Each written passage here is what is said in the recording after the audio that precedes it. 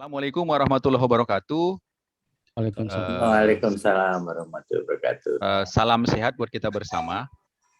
Kembali lagi Bapak Ibu sekalian, IRSAM, Ikatan Rumah Sakit Jakarta Metropolitan atau Persi DKI Jakarta mengadakan bincang-bincang produktif ya dalam rangka mengedukasi atau memberi pencerahan kepada kita semua, khususnya masyarakat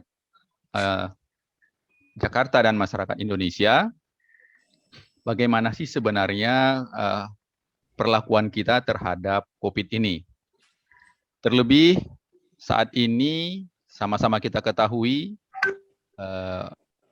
tingkat terpaparnya masyarakat atau tingkat positif masyarakat menderita COVID meningkat drastis dalam 2 minggu terakhir, mengakibatkan banyak rumah sakit yang sudah kewalahan.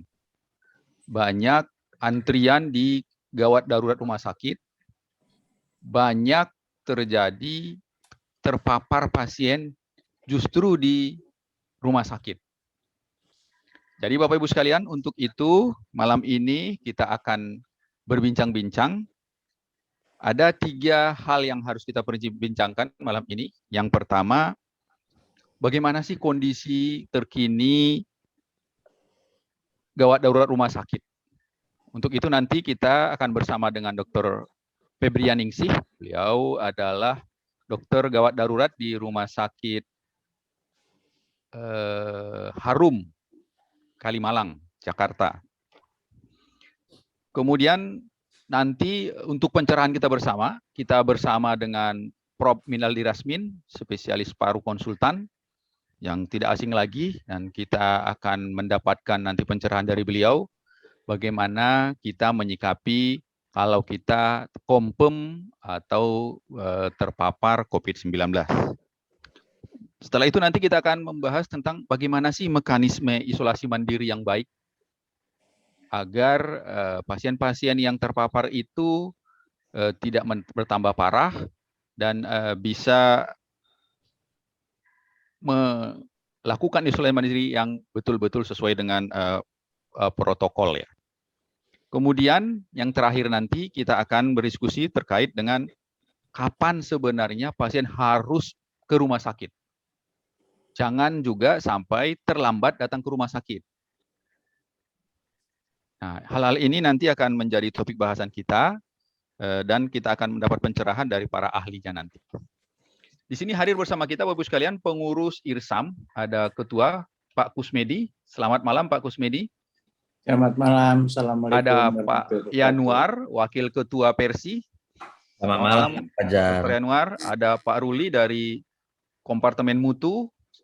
Selamat malam Dr. Ruli. Selamat malam Pak Fajar. Assalamualaikum. Ya, ada Bu Rita Matabumi, ya beliau dari Kompartemen PR-nya IRSAM. Selamat malam Pak Ya, semuanya. juga ada nanti Pak Dodi dan beberapa pengurus yang lain. Baik, kita mulai dialog kita, diskusi dan bincang-bincang kita pada malam hari ini. Saya akan mulai dengan bertanya ke Dr. Febrianingsih. Seperti apa sih Dok kondisi real di lapangan saat ini lonjakan positif COVID-19 dan seperti apa kepanikan yang dialami oleh unit gawat darurat rumah sakit dan kepanikan daripada pasien yang datang ke rumah sakit. Mohon diceritakan, Dok. Oke. Baik dokter, terima kasih banyak. Assalamualaikum warahmatullahi wabarakatuh. Perkenalkan, saya Dokter Ria Febrianingsih. Jadi saya prefer dipanggil Ria saja dokter. Oh ya, baik. Jadi memang sebetulnya situasi, jadi begini dokter, IGD ini memang tugasnya adalah melakukan pelayanan gawat darurat. Jadi semestinya itu, dan itu dimulai dengan dilakukan triase. Tapi sekarang saat ini IGD tidak lagi sekedar jadi layanan gawat darurat, tapi oleh karena situasi kami sekarang melakukan rawat jalan, artinya pasien-pasien non gawat darurat dan juga rawat inap. Ya. Jadi rawat inap hal itu jadi untuk diketahui sebelumnya bahwa IGD Rumah Sakit Harum ini kami IGD rumah sakit kecil dengan kami sediakan 5 ruang isolasi ya dengan HEPA filter, ada 5 ruang isolasi, tapi terakhir-terakhir ini huniannya itu dok sampai kira-kira bisa 7 sampai 9 bahkan sampai 10 orang. Jadi ini akhirnya terpaksa bergeser ke area triase sehingga triase kami akhirnya pindah keluar. Jadi kami keluar karena tempat tidak ada lagi. Dengan catatan dengan begitu pasien-pasien di luar pasien 5 ini terpaksa kami tempatkan di area di mana sirkulasinya sebetulnya tidak memenuhi syarat. Ya berarti risiko tinggi buat para petugasnya. Nah tadi kalau dokter kembali lagi pertanyaannya bagaimana, memang betul seperti dokter gambarkan, tidak jarang situasinya memang chaos dokter. Jadi saya hanya bercerita pada beberapa saat yang lalu, jadi di dalam kami punya 5 pasien untuk rawat inap dokter, di dalam ada pasien 5 rawat inap, terus kemudian masih ada pasien yang baru datang, terus kebetulan salah satunya adalah DOE, betul yang tadi dokter sampaikan, memang salah satu yang harus kita sampaikan pada masyarakat adalah jangan terlambat. Ya, untuk pasien-pasien yang isolasi mandiri, kami sudah dapatkan beberapa pasien yang DOE dan death on arrival dokter, jadi datang sudah dalam keadaan meninggal, dan kebanyakan ini adalah pasien-pasien yang high risk. Jadi ada morbiditasnya, ada kemudian usia, ya dok. Dan balik tadi itu dok, situasi seperti itu pasien masih berdatangan. Jadi biasanya kemudian pasien-pasien yang stabil, mereka tetap mengharapkan layanan seperti biasa, diperiksa dan diterangkan segera ya. Jadi biasanya ini mereka yang mohon maaf dokter yang tidak sabar ya, karena tentu saja kalau yang saya lihat sekarang perilaku pasien, keluarga pasien dan keluarga pasien yang sudah dalam keadaan parah dibanding dengan awal-awal pandemi sekarang sudah berubah dok. Jadi malah kami yang jadi dokter, kadang-kadang dokter dan petugas ini jadi sedih karena mereka datang sudah dalam keadaan pasrah dokter. Jadi biasanya dulu kami kesulitan untuk melakukan edukasi informasi untuk pasien-pasien yang parah, tapi sekarang kebalikannya justru pasien-pasien yang parah ini lebih mudah. Nah pasien-pasien yang stabil ini yang seharusnya memang isolasi mandiri dan mohon maaf juga teman-teman di puskesmas itu kelihatannya overload sehingga semua pasien itu lemparan dari fase 1 dokter. Kebanyakan mereka datangnya dari fase 1. Jadi kalau dokter tanyakan situasinya, keadaannya sangat chaos, belum lagi sumber daya manusianya kurang ya dok. Dan terakhir problem-problem di minggu terakhir ini adalah oksigen dokter. Jadi saya mohon izin dokter Uli, saya cerita kemarin kejadian kami dengan posisi IGD sangat penuh, barusan juga ada DOE, lalu ada sebuah mobil datang, kami periksa tetap di mobil dokter, ternyata pasien dengan keadaan sesak, sebetulnya saturasinya 90-an dokter. Saya tahu bahwa di dalam kami sudah tidak punya oksigen lagi. Jadi artinya sudah terbatas dipakai oleh pasien, hanya tinggal 1 tabung kecil yang ada. Jadi akhirnya saya minta tolong kepada perawat saya untuk bagging dulu dokter. Dengan catatan dokter kalau saya sebetulnya memerintahkan bagging kepada perawat, sebetulnya dari risiko teman-teman itu terpapar ya dok. Jadi akhirnya kami lakukan bagging, lalu kami minta maaf kepada pengantar lalu kami arahkan untuk pergi ke rumah sakit yang jauh lebih besar. Mungkin sementara itu dokter. Baik, posisinya dok dari beberapa yang tadi dokter ceritakan itu berapa persen sih kira-kira yang sebenarnya itu pasien itu belum saatnya datang ke rumah sakit? Mungkin kira-kira sehingga harus dengan mereka datang ke rumah sakit sebenarnya itu menambah beban yang ada di IGD. Nah, itu berapa persen kira-kira dok? Kalau dibanding yang datang dok, jadi kira-kira kalau dari 30 gitu dok, mungkin kalau karena yang parah mungkin sekitar 10 sampai 15 dok. Jadi kira-kira segitu dokter. Kalau setiap satu shift-nya satu dokter artinya ada 50% kira-kira memang yang mungkin semestinya belum saatnya datang ke IGD ya, sehingga dengan kedatangan mereka ke IGD itu menambah beban teman-teman petugas yang ada di IGD, Sehingga penanganan kepada pasien-pasien yang sebenarnya itu membutuhkan tingkat kegawatan yang lebih itu jadi berkurang Betul, intensitasnya gitu ya. Iya, dokter. Baik. Ya, itu kondisi yang tadi digambarkan Dokter Ria ya. Real, nyata apa adanya saat ini. Dan saya juga semalam itu cerita mertua teman saya itu datang ke IGD rumah sakit, antri di IGD rumah sakit nomor ke-28. Jadi saya nggak usah ceritakan rumah sakitnya. Jadi akhirnya mutar-mutar dan saya juga memutuskan tidak menanyakan lagi selanjutnya seperti apa. Karena sudah tidak sanggup lagi bertanya kelanjutan seperti apa yang mungkin sama-sama kita tahu kondisinya. Barusan siang tadi juga saya di grup ini, grupnya pengurus juga saya minta tolong untuk cari tempat. Akhirnya mutar-mutar tidak dapat, sudah 2 hari. Akhirnya tadi siang ibu yang lagi mengandung 8 bulan menghembuskan napas terakhirnya di pintu IGD salah satu rumah sakit. Jadi itu kondisi yang ada saat ini. Jadi persoalan kita adalah bagaimana memilah dan memilih mana sih yang sebenarnya harus ditangani oleh IGD rumah sakit dan mana yang sebenarnya masih bisa atau harusnya belum datang ke IGD-nya rumah sakit. Nah, bagaimana ini Prof. Minaldi, kondisi real yang ada saat ini, memang ini sudah terlanjur kita hadapi ya. Tapi kita tetap harus optimis dan harus berbuat yang terbaik kepada pasien. Bagaimana Prof. Menyikapi kondisi seperti ini? Iya, terima kasih. Assalamualaikum warahmatullahi wabarakatuh. Waalaikumsalam warahmatullahi wabarakatuh. Untuk Ibu, Bapak, para pengurus IRSJAM, kemudian Dr. Kusmedi, dan juga untuk Dr. Ria, terima kasih dapat kesempatan untuk berbagi kepada saudara-saudara kita semua yang sebenarnya kita mengerti, panik semua sebetulnya. Ya. Semua sudah bingung, semua sudah panik, sudah putus asa. Apapun cara, barangkali pernah lihat video saya katakan, jika betul-betul tidak peduli kita, maka satu persatu perawat dan dokter akan berjatuhan, kalah, dan kalau itu sudah terjadi, strategi apapun bubar semua. Kan begitu ya. Padahal mestinya menjalani ini semua mesti ada strategi. Nggak bisa nih kita, kalau kita perang lawan negara lain kita mesti pakai strategi, kalau kita mau menjaga negara kita juga mesti pakai strategi. Saya kira begitu. Nah sekarang begini, berita yang terakhir adalah di rumah sakit tempat saya lah Persahabatan. IGD-nya sudah dengan ditambah jadi 24 tempat tidur yang ditambah.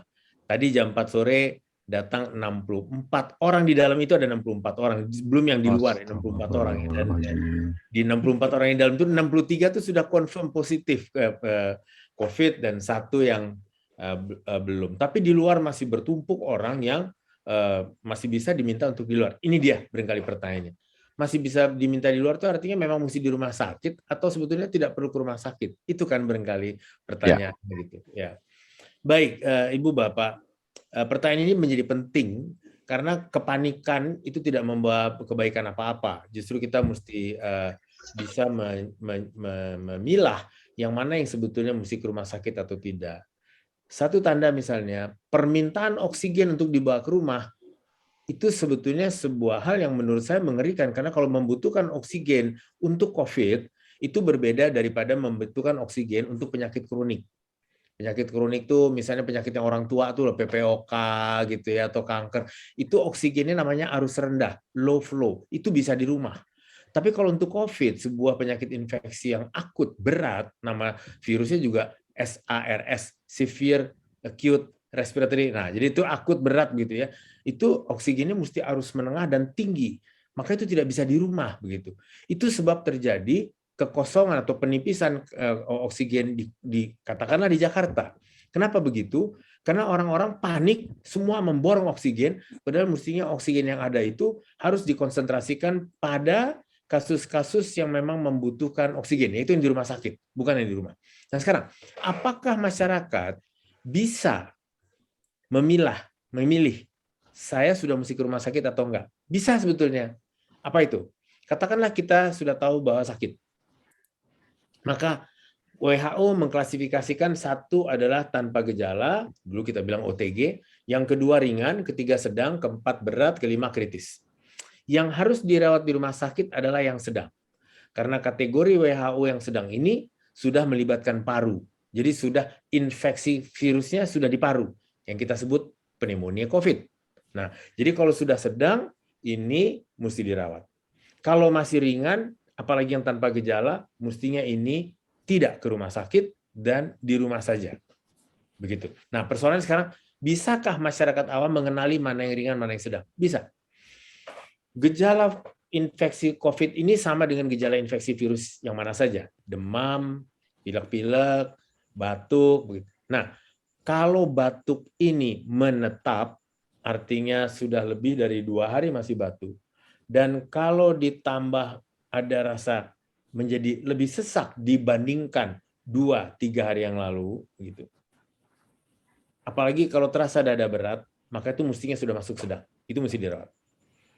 Tapi kalau masih belum ada rasa berat napasnya, belum ada sesak begitu, dibantu lagi.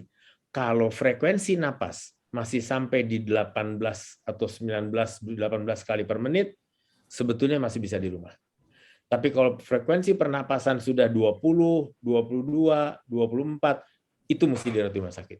Maka pada masyarakat, kalau frekuensi napas ibu bapak masih di bawah 20 sampai 19, 18 begitu, itu masih bisa di rumah. Gitu ya. Lebih bagus lagi jika kita bisa, yang menghitung jangan kita, yang menghitung orang lain. Jadi biarkan orang lain menghitung berapa sih napas saya sebenarnya. Diam aja. Nanti kira-kira istirahat 10-15 menit, lihat kalau frekuensi napas, laju napasnya 20 ke atas, ke rumah sakit deh.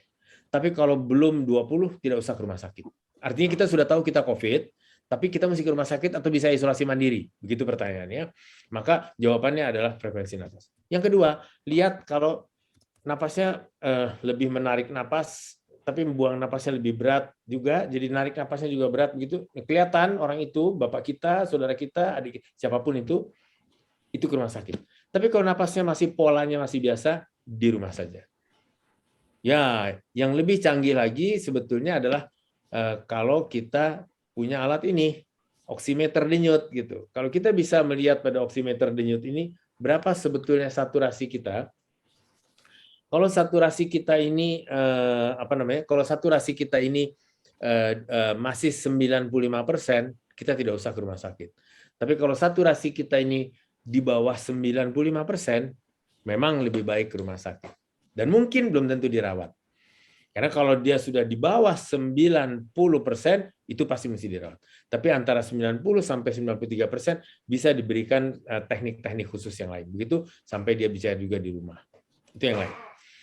Jangan sampai tunggu napas itu ada napas cuping hidung.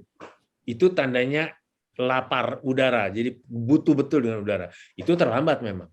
Itulah yang di taksi tadi sudah dalam keadaan berat, mesti dibantu napas di taksi, karena pasti napasnya sudah napas cuping hidung. Jangan tunggu itu. Lihat saja frekuensi napas. Jadi sekali lagi saya ingatkan bahwa frekuensi napas di bawah 20 kali masih bisa di rumah. Di atas 20 kali ke rumah sakit. Kalau kita bisa melihat dengan saturasi denyut ini 95% atau lebih, tidak usah ke rumah sakit. Tapi di bawah 95%, boleh ke rumah sakit. Yang dirawat barangkali yang di bawah 93%. Gitu ya. Itu satu hal. Sekarang, ini kita cerita adalah kita sudah tahu bahwa kita COVID. Kalau kita belum tahu kita COVID, kita datang ke poliklinik pagi, karena di semua rumah sakit ada poli COVID untuk menentukan saya ini COVID atau bukan sih, begitu. Tapi jangan datang malam-malam begitu, karena itu akan menambah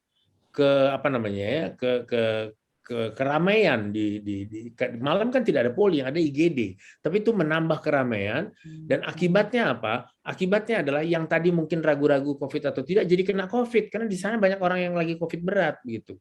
Sementara pelayanan kepada pasien COVID berat tadi menjadi menurun karena begitu banyaknya orang gitu. Padahal kasus-kasus yang berat dan kritis yang ada di rumah sakit tadi sudah disampaikan itu harus dengan standar yang tertinggi dilayaninya. Sekarang jadi tidak bisa gitu ya. Nah, jadi kalau kita ragu kita COVID atau tidak, buru-burulah kita memeriksakan diri kita pagi. Kalau kita terbukti COVID, lihat tanda tadi. Tanya sama dokternya, saya masih bisa isolasi mandiri atau tidak. Kalau tidak bisa isolasi mandiri, saya dirawat di mana? Tapi kalau dokternya bilang bisa isolasi mandiri, segera lakukan apa yang dianjurkan oleh dokter. Misalnya, anjuran yang biasanya kalau masih bisa isolasi mandiri itu apa tuh? 1, kalau bisa, kamar tidur dan kamar mandinya terpisah dari yang lain, supaya tidak membentuk klaster keluarga. Kalaupun tidak bisa, maka orang di rumah itu harus memakai masker double sepanjang hari. Dan yang sakit harus jauh lebih dari 2 meter setiap kali itu dan tidak pernah duduk bersama untuk makan. Begitu. Nah, kalau misalnya bisa kamar tidurnya dan kamar mandinya tersendiri, itu alhamdulillah, itu bagus sekali. Lebih mudah itu sebetulnya. Kenapa begitu? Lakukan semua kegiatan di dalam kamar tidur. Tetap melakukan olahraga ringan di dalam kamar tidur. Tapi olahraga ringan itu bukan catur ya, itu kan nggak bergerak kita. Itu yang membuat supaya otot napas kita tetap bergerak gitu. Jadi senam napas atau apapun lah yang ringan-ringan. Semua dari. Bagaimana dengan makanan? Makanan kayak di hotel, gaya main hotel-hotelan lah sedikit. Jadi makanan diantar oleh pengantar di depan pintu kamar, lalu ketok pintu. Jangan langsung buka pintunya. Tunggu kira-kira kita merasa bahwa yang mengantar sudah pergi. Baru kita buka dan kita ambil makanan bawa ke dalam, kita makan, taruh lagi di luar, tutup lagi pintunya. Artinya tidak ada kontak. Pakaian mestinya direndam dengan air panas dan deterjen atau sabun 1 jam sebelum dikeluarkan kalau mau dicuci di luar. Kenapa begitu? Karena virus harus kita pertimbangkan juga, dia masih bisa tertinggal di pakaian kita. Begitu juga sarung bantal, sarung guling, dan spray. Lebih baik diganti 2 kali dalam seminggu. Yang mengganti kita sendiri. Itu merupakan bagian dari olah gerak kita, tetapi jadinya kita tidak membiarkan ada bahaya dari tertinggalnya virus di situ. Kenapa begitu? Karena pada beberapa tempat virus itu masih bisa bertahan. Katakanlah di tempat tidur kita tidur sebentar, nanti kita bangun, kita tidur lagi, kita hirup lagi. Jadi tidak pernah turun jumlah virus kita. Jadi barang-barang seperti kertas, plastik, logam, kaca atau beling gitu ya, cermin dan kain, itu virus masih bisa bertahan sekitar 4 jam.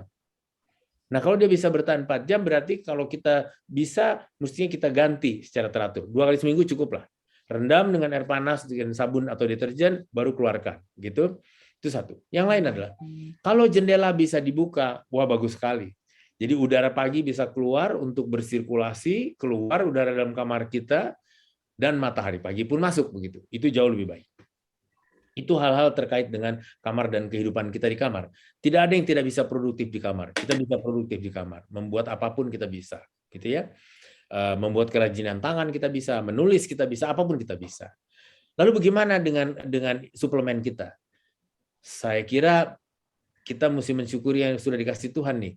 Kita punya banyak buah-buah provitamin C yang dikasih oleh Allah kepada kita, yaitu buah yang berwarna kuning, merah, dan jingga. Tapi jangan buah luar negeri, buah Indonesia. Pepaya, jeruk, mangga, belimbing, buah merah, tomat, wortel, pisang. Banyak deh. Sampai ke durian juga ada barangkali. Karena dia warna kuning, jingga, dan merah. Itu semua. Saya mau duriannya, Prof. Sudah ada yang minta nih, udah ada yang minta. Saya juga mau, Pak. Jadi itu adalah kekayaan kita begitu. Dan buah-buahan itu adalah provitamin C yang kalau kita makan tidak ada efek samping. Yang ada cuma efek depan, kenyang gitu. Tapi tidak ada efek samping. Jadi tidak mengandalkan vitamin-vitamin yang bentuk tablet, tapi andalkan vitamin-vitamin yang bentuknya provitamin C, karena dia akan diubah oleh tubuh kita yang akan menyerap berapa yang cukup, sisanya dibuang. Begitu ceritanya.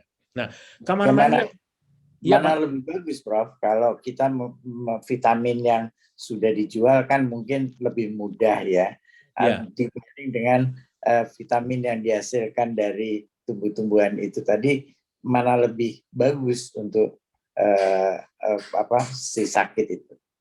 Kalau buat saya, kalau tanpa gejala, maaf Pak, rakuslah dengan buah-buahan, karena itu provitamin C, buat badan kita lebih aman. Tapi kalau kita sakit di rumah sakit, memang kita mesti kasih suplementasi yang dibuatkan oleh pabrik gitu. Tapi kalau tidak, kalau masih bisa di rumah, kalaupun kita dibantu dengan vitamin yang dimakan, baik. Tetapi jangan lupa, lebih banyaklah, maaf nih, rakuslah supaya lebih kelihatan ya, rakuslah dengan yang provitamin C tadi. Karena itu akan jauh lebih menguntungkan, apalagi banyak obat yang harus dimakan itu mungkin lambung kita terganggu. Tapi kalau buah, barangkali kita tidak terganggu. Begitu terganggu nanti terpaksa dibawa ke rumah sakit juga, padahal bukan karena COVID-nya, oleh karena lambung yang sakit gitu. Jadi kalau buah-buahan insya Allah tidak begitu. Nah, kemudian obat harus dipatuhi seperti biasa dengan dosis yang seperti biasa. Dan kalau saya tetap menganjurkan sering-sering, jadi frekuensi bukan jumlah, minum dan kumur di tenggorok, begitu, maaf, dengan air sehangat-hangatnya. Itu buat saya merupakan nasihat yang selalu akan saya minta begitu. Satu hal adalah ketika ruang mulut kita kering, maka virus itu akan lebih lama dia bertahan. Tapi ketika ruang kita lembab, maka virus itu mestinya dia akan lebih mudah buat kita dorong keluar. Keluar itu ke saluran cerna pasti. Itu barangkali yang pertama. Prof, tadi Prof menyampaikan tentang obat-obat. Iya. Kan rame nih di media sosial itu obat-obat apa saja yang harus diminum untuk mereka yang melakukan isolasi mandiri di rumah. Iya. Apa nasihat Prof sebenarnya kepada mereka-mereka yang akan menggunakan obat? Karena kadang-kadang obat itu juga yang memang harusnya pakai resep, mereka bisa beli, entah dari mana mereka bisa beli seperti itu. Jadi butuh masukan dari Prof, nasihat buat mereka-mereka yang akan menggunakan obat-obat itu, Prof. Terima kasih, Dr. Kusmedi. Kalau kita sedang infeksi virus, maka lawannya cuma satu, antivirus. Jadi memang obat antivirus menjadi kebutuhan. Tapi sisa obat yang lain sebetulnya namanya suplemen. Itulah sebabnya kenapa di awal saya lebih mendorong ke arah penggunaan suplemen itu yang dari alam, yaitu buah-buahan tadi.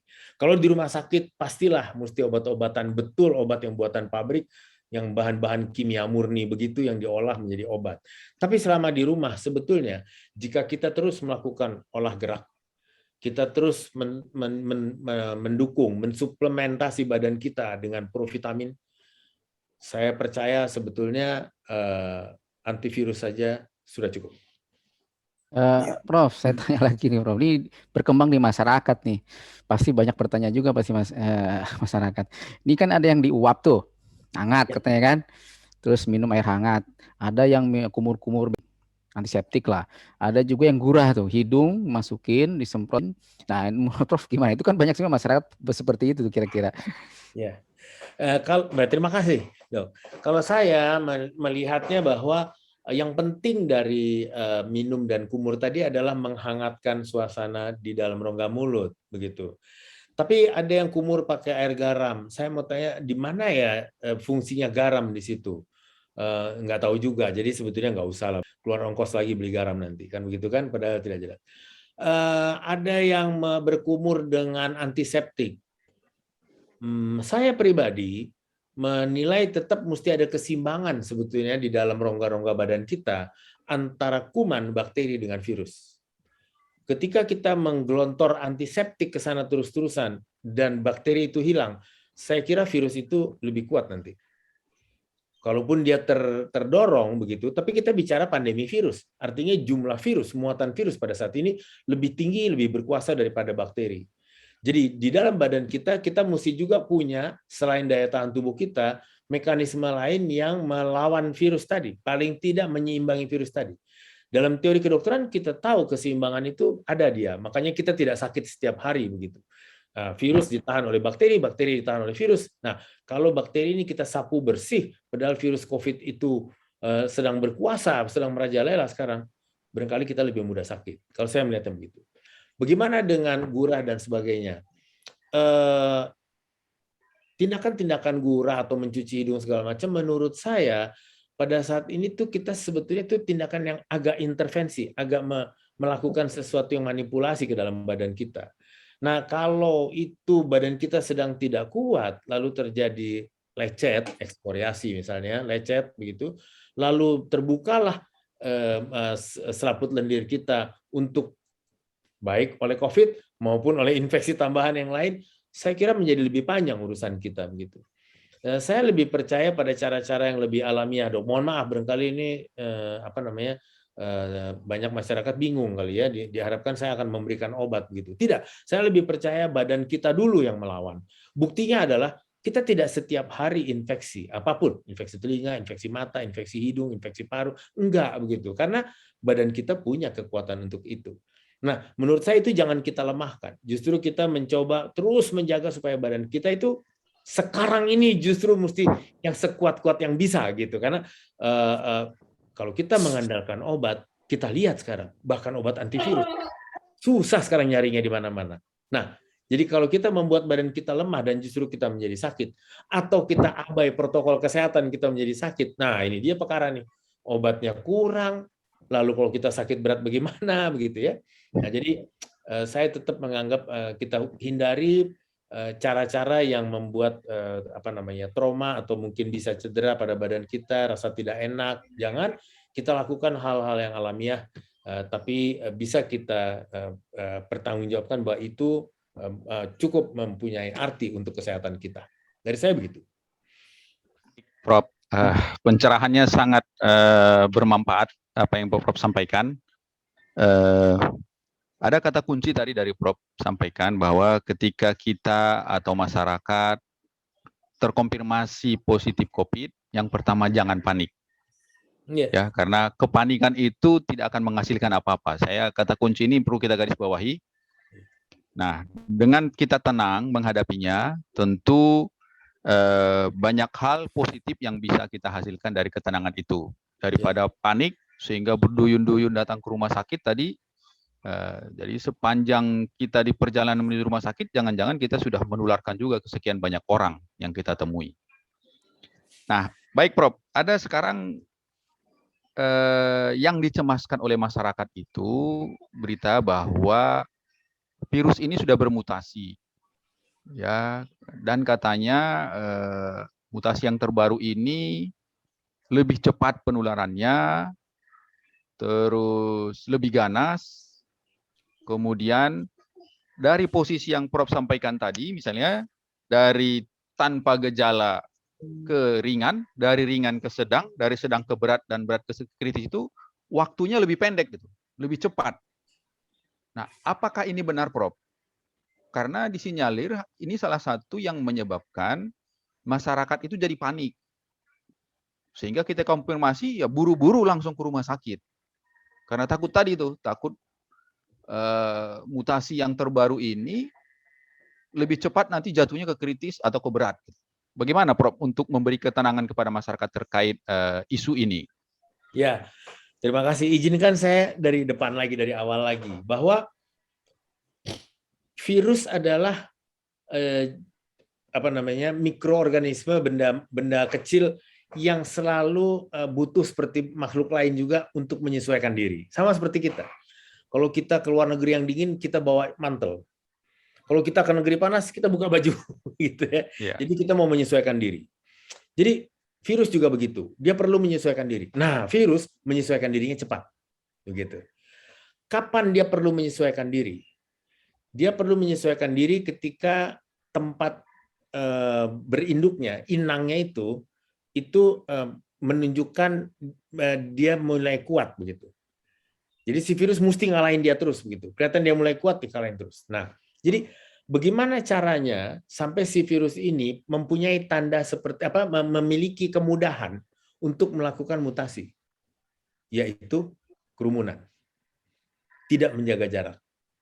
Disitulah virus tadi saling berinteraksi antara virus tadi untuk melakukan transmisi pada orang yang lain, dan orang yang tadinya tidak sakit mendapatkan virus yang satu, orang yang tadinya sudah sembuh, datang virus yang lain yang juga mencoba bertahan hidup di dia, dan sebagainya, sehingga akhirnya muncullah varian-varian baru. Jadi, satu kata kunci, varian baru muncul, dipermudah oleh kerumunan orang. Oleh orang yang tidak menjaga jarak. Di sini dia. Karena kalau orang itu menjaga jarak, maka virus yang dilempar dari satu orang ke orang lain, dia nggak sampai. Dia tidak bisa hidup, dia udah keburu mati sebelum dia sampai pada yang lain. Tapi begitu orang itu berdekatan, begitu orang itu berkerumun, maka virus yang saya lempar dengan segera akan sampai ke orang lain dan dia tumbuh di situ. Nanti orang itu lempar lagi ke sana. Dan setiap orang dengan daya tahan tubuhnya yang masing-masing. Jadi virus tadi menyesuaikan di situ, satu lebih kuat, satu lebih lemah, satu nggak keruan, satu jadi teroris, yang satu cuma anak baik-baik aja, tapi semua bercampur. Itulah varian baru. Begitu ya. Nah, itu satu prinsip. Jadi, kalau masyarakat ingin supaya tidak ada varian baru lagi, ikuti betul protokol kesehatan. Karena tindakan pencegahan yang primer, yang pertama dan paling utama adalah protokol kesehatan itu. Yaitu pakai masker dan jaga jarak. Gitu. Itu paling penting. Pakai masker, jaga jarak. Artinya tidak ada juga dalam kerumunan. Kalau itu terus dilanggar, jangan heran kalau varian kita makin banyak. Begitu. Nah, jadi sekarang kalau varian itu sudah ada varian alfa, varian beta, segala macam. Nah, sekarang kita ambil aja. Kita sebut varian India itu yang B1617. Ternyata varian India itu punya anak lagi. 16171, 16172, 16173. Nah, saya melihat kalau sekiranya virus tadi yang menyerbu kita adalah B16171 aja, itu sudah susah kita. Karena sudah beda sama virus yang kemarin, yang tahun lalu. Udah beda dia. Jadi badan kita belum kenal lagi. Baru lagi nih, begitu. Ya. Nah, bagaimana jika yang menyerang itu bukan cuma India 16171, tapi 16171, 2, atau barangkali 123, atau barangkali 23 sekaligus. Menurut saya, inilah sebetulnya yang terasa oleh kita sekarang. Kok jadi lebih cepat ya? Kenapa? Karena ada 2-3 teroris yang datang sekaligus. Jadi lebih cepat sakitnya. Lebih cepat jatuh beratnya. Dari tadinya ringan, jadi sedang, jadi berat. Karena serbuan itu sekaligus. Kita sudah punya banyak varian dari Inggris, dari India, dari Brazil, dari Afrika Selatan, yang kuno, nah kita sebutlah yang kuno. Kalau dia menyerang sekarang ini satu kaligus, pasti lebih cepat infeksinya, pasti lebih cepat terjadi gejalanya, pasti lebih cepat terjadi perburukannya. Ketimbang kalau cuma satu virus, apalagi virus yang kuno dulu. Nah, kita udah kenal gitu. Begitu kira-kira. Prof, nanya, Prof. Ya. Boleh langsung ya, Pak Fajar ya? Silakan Kabar, langsung Pak? aja. Ya, Ya. kita berbincang-bincang ya. Selamat malam, Prof. Malam, Ya, Prof. Saya mungkin salah kolot mungkin ya, dokter kolot, Prof. Jadi pertanyaan saya dasar, Prof. Apakah masih kita yakini virus COVID ini ditularkan melalui droplet, hanya droplet? Maksudnya gini, tadi Prof menyatakan masker. Kalau droplet dengan masker, filternya udah bagus kan? Pasti akan jatuh di masker dulu. Kalau lolos di masker, jatuh di cuci tangan, hand sanitizer kan, Prof ya. Kalau biar kayak ini jaga jarak kan, filter pencegahan yang disampaikan Prof benar. Tapi kalau sudah menjadi airborne ya Prof ya, jadi udah melayang-layang di udara kan, masker itu kadang-kadang tidak sepenuhnya rigid gitu. Jadi ada kadang-kadang kalau kita pakai kaca ngembun itu berarti tembus itu. Nah itu kan bisa menyebabkan airborne juga yang kemana-mana. Nah sekarang karena kemarin saya dengar dari dokter paru di Persahabatan di TV bahwa itu sudah mulai airborne dan droplet. Jadi saya, waduh ini gawat nih kalau udah airborne kan gawat, udah orang kita ngebuka itu ngembus, datang ada staf menghadap itu misalnya jaga jarak, tapi udah airborne kan melayang-layang di udara, Prof. Bagaimana, Prof? Itu, Prof. Bagus. Jadi begini, Dok. Setiap kali kita dikasih tahu ada pandemi virus atau bakteri saluran napas, jangan pernah berpikir cuma droplet. Gitu ya. Nggak pernah cuma droplet gitu. Jadi droplet itu ukurannya lebih besar, dia jatuh lebih dekat dari kita, jadi sampai jarak 1-1,5 meter, katanya dia berhenti di situ. Kecuali kita dekat-dekat situ bisa kena, lagi bersihin gitu. Beda sama airborne, tular udara. Partikelnya lebih kecil. Nah, untuk kena COVID-19 dibutuhkan 1000 partikel virus di dalam saluran napas atas, hidung, nasofaring, tenggorok, belakang.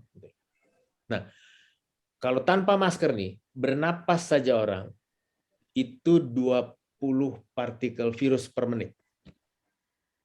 Jadi kalau 20 partikel virus per menit, untuk sampai ke 1000, kita duduk begini, dalam jarak 2 meter atau kurang, dibutuhkan kira-kira 1 jam. Gitu. Kalau orang itu berbicara, halo, Bapak dari mana? Saya juga lagi nunggu dokter di sini. 200 partikel virus keluar. Dia hanya butuh waktu 5 menit untuk menyebabkan terinfeksinya lawan bicaranya. Katakanlah saya yang sakit dan dokter yang sehat. Saya ngomong 200 partikel virus. Cuma butuh 5 menit. Jangan ngomong kalau orang itu bersin atau batuk. Begitu. Udah, itu kita nggak ngomong 200. Kita ngomong 2000 partikel virus dalam 1 kali semprot. Begitu. Jadi sudah melebihi kebutuhan. Butuhnya 1000 untuk infeksi. Untuk infeksi. Belum sakit, baru infeksi. Ketika dia terinfeksi, itulah OTG, orang tanpa gejala. Ketika dia sakit, yang pertama gejalanya ringan. Ini yang mesti diketahui masyarakat. Yang mana sih yang gejala ringan? Ketika kita tahu bahwa kita berjalan dari daerah yang memang tadinya dibilang daerah-daerah zona-zona oranye, zona merah. Atau kita berkontak dengan orang yang kita curiga dia COVID, bukan sih? Curiga aja. Kan katanya kita nggak boleh, jangan lakukan yang curiga. Nah, kalau udah curiga, kita mesti periksa gitu ya. Apalagi kalau kita sudah berkontak memang dengan orang yang sudah pasti, sudah confirm, sudah terkonfirmasi COVID. Kita merawat bapak kita, ibu kita, misalnya begitu. Atau kita merawat anak kita, misalnya begitu. Gitu ya. Untuk hal-hal seperti itu, maka keluhan kita tentang gatal-gatal, hidung kita rasa, cepat anggap itu adalah infeksi virus COVID. Ringan. Cari pembuktian, tapi jangan malam-malam ke IGD, pagi ke poli. Saya COVID bukan, gitu. Akan dilakukanlah pemeriksaan PCR sediaan usap tenggorok dan sebagainya, lalu pemeriksaan darah, gitu. Di situ butuh pemeriksaan ronsen nanti. Begitu kelihatan di ronsen, maka itu sudah sedang namanya, gitu kan? Itu mesti dirawat. Tapi selama masih ringan tidak. Nah sekarang pertanyaan tadi dari dokter juga tentang bahaya betul kalau sudah. Di majalah Lancet yang baru 2021 sudah disebutkan ada 10 tanda bahwa virus SARS-CoV-2 ini memang tular udara. Antara lain adalah super spreading-nya. Coba kita lihat betapa cepatnya sekarang ini dengan varian baru itu begitu cepat. Berarti dia bukan droplet. Dia ada di mana-mana. Dan dokter sudah membantu saya tadi. Kan kita kalau napas ada embun-embun di kacamata. Nah, dia masuk lewat situ. Gitu ya. Yang kedua adalah transmisi itu tidak membutuhkan jarak jauh lagi sekarang. Itulah sebabnya jangan kontak dengan orang berbicara. Transmisi itu berada dalam satu ruang tertutup. Makanya kalau ada satu orang di ruangan, dia sakit, sebentar lagi orang lain sakit. Lihat klaster perkantoran. Makanya perkantoran mesti ditutup. Makanya saya juga waktu ditanya sekolah, tunggu dulu sekolah nih. Karena klasternya itu gampang sekali dalam ruang tertutup. Bukan soal orang ke orangnya dulu deh, tapi ruang tertutup. Gitu. Lalu, survei yang terakhir membuktikan ditemukannya SARS-CoV-2 di udara. Jadi betul ini airborne, tular udara. Tapi kalau saya sih kuno sekali. Dari awal saya udah bilang, saya sudah berdebat dari awal dengan teman saya sesama kantor. Nggak mungkin saya bilang kalau virus saluran napas itu cuma droplet. Ingat nggak pandemi flu tahun 1918? Kalau dia betul pandemi flu, kenapa nggak bisa hilang cepat? Kenapa mesti butuh masker untuk akhirnya bisa mengurangi itu? Kan di situ mulai dikenal masker sebagai pencegah pertama. Kenapa mesti masker? Kalau droplet itu, ya udah. Kalau mau batuk, tutup mulut. Nggak sakit dong orang mestinya gitu. Tapi nggak bisa. Menurut saya kalau semua infeksi saluran napas harus dipertimbangkan droplet dan tular udara. Percikan dan tular udara. Begitu dari saya. Terima kasih, Prof. Ya, sama-sama. Baik. Baik, silakan Pak Kusmedi. Ada yang mau di ini? Enggak, kita rasanya berhenti dulu di sini karena masih banyak lagi yang menarik yang harus kita tampilkan kepada masyarakat. Pak Fajar tolong simpulkan dulu, nanti kita masuk pada termen berikutnya. Baik, Bapak Ibu sekalian, bincang-bincang kita sesi pertama ini sudah kita dapatkan sesi kedua ya, sesi pertama kemarin. sudah kita dapatkan pencerahan dari Prof. Minali Rasmin, seperti apa sih COVID itu yang terbaru seperti apa. Dari beberapa penjelasan dari Prof. Minali tadi, kata kuncinya adalah ketika kita confirm, jangan panik. Kita harus tenang. Itu adalah penanganan pertama yang betul-betul dibutuhkan. Jadi, Bapak Ibu, masyarakat Jakarta dan masyarakat Indonesia, kita memang sekarang lagi menghadapi pandemi yang sedang meningkat. Kalaupun kita akhirnya harus terinfeksi, kita harus tenang dan jangan panik. Ada beberapa kategori yang bisa kita simpulkan dari penjelasan Prof tadi, bahwa COVID ini klasifikasinya ada yang tanpa gejala, ringan, sedang berarti sudah ada infeksi di paru, kemudian berat dan kritis. Nah, untuk yang sedang itu memang kemungkinan membutuhkan perawatan di rumah sakit. Tetapi ada juga hal-hal yang bisa diselesaikan tanpa harus ke rumah sakit. Itu kategori yang sedang tadi. Yang ringan dan tanpa gejala, ini tentu bisa ditangani dengan isolasi mandiri yang baik. Tadi kategorinya sudah Prof sampaikan, seperti apa penanganan isolasi mandiri di rumah kita.